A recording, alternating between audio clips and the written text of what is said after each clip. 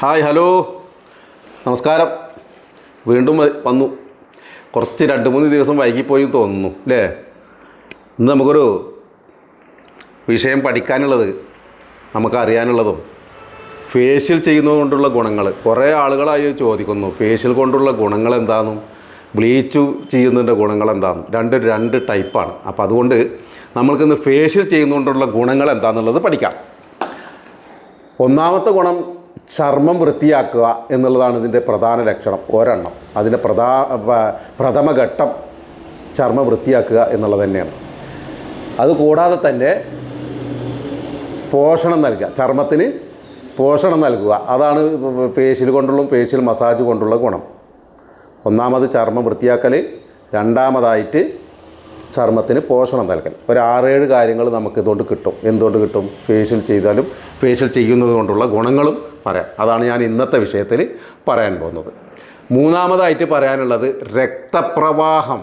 നമ്മുടെ സ്കിന്നിലും നമ്മുടെ പേശിവർദ്ധിലും മുഖത്തിലും രക്തപ്രവാഹം ഉണ്ടാകുന്നത് വഴി എന്തുണ്ടാവും? മുഖത്തിനൊരു തിളക്കം, ഒരു സ്നിഗ്ധതയൊക്കെ വരും.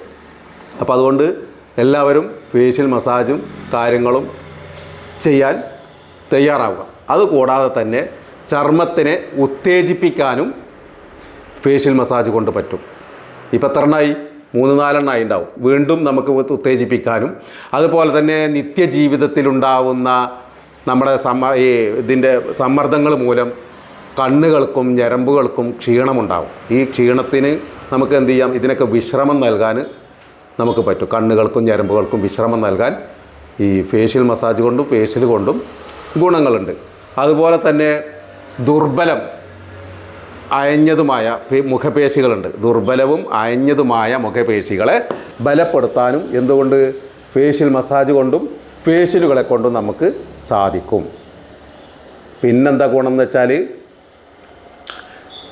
ചർമ്മത്തിൻ്റെ സ്വാഭാവിക നിറം, തിളക്കം, സൗന്ദര്യം എന്നിവ നിലനിർത്താനും നമുക്ക് ഈ ഫേഷ്യൽ കൊണ്ട് സാധിക്കും, ഫേഷ്യൽ മസാജ് കൊണ്ട് സാധിക്കുന്നതാണ്.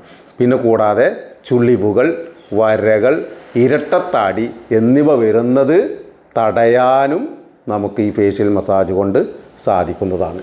പിന്നെ ഇതിലെല്ലാം ഉപരി